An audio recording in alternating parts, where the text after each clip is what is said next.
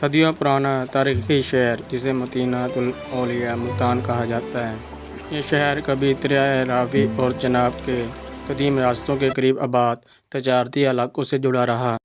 السلام علیکم، میں ہوں آپ کا دوست محمد بلال اور آپ دیکھ رہے ہیں عجیب دنیا۔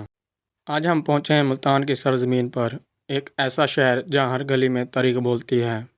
کہا جاتا ہے کہ قدیم دور میں یہ علاقہ دریاؤں کے کنارے آباد تہذیبوں کا مرکز تھا۔ ملتان کی تاریخ ہزاروں سال پرانی ہے۔ قدیم زمانے میں یہ علاقہ ہندو مت تہذیب کا اہم مرکز تھا۔ یہاں ایک مشہور مندر موجود تھا جہاں دور دور سے لوگ عبادت کے لیے آتے تھے۔ ہندو مت کے بعد اس علاقے میں بدھ مت بھی پھیلا۔ بدھ راہب یہاں آئے، خانقاہیں بنی، تعلیم دی اور ملتان تجارتی و علم کا مرکز بن گیا۔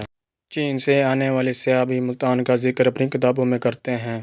712 میں جب محمد بن قاسم نے سندھ فتح کیا تو اس کے بعد ان کی فوج ملتان کی طرف بڑھی۔ ملتان اس وقت مضبوط قلعہ بند شہر تھا۔ کئی دن جنگ جاری رہی۔ لمبی جنگ اور محاصرے نے محمد بن سلمان کو آخر کار فتح نصیب فرمائی۔ کہا جاتا ہے کہ قلعے کا پانی کا راستہ بند کر دیا گیا جس سے شہر کمزور ہوا اور فتح آسان ہوئی۔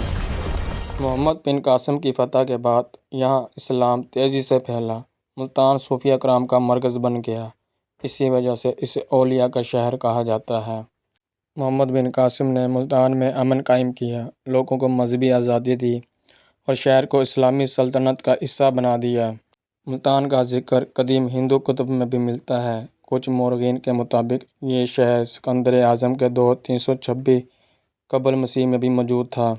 وقت گزرتا گیا اور ملتان میں بڑے بڑے صوفی بزرگ آئے۔ ان میں شامل ہیں حضرت بہاؤالدین ذکریہ ملتانی، حضرت شاہ رکن عالم، حضرت شاہ شمس تبریز، حضرت موسیٰ پاک شہید۔ ان بزرگوں کی وجہ سے ملتان روحانیت کا مرکز بن گیا اور اسے مدینہ الاولیاء کہا جانے لگا۔ ملتان کا قلعہ آج بھی تاریخ کی یاد دلاتا ہے۔ یہاں سے شہر کا خوبصورت منظر نظر آتا ہے۔ پرانے دروازے، مزارات، بازار اور ثقافت آج بھی ملتان کی شان ہے۔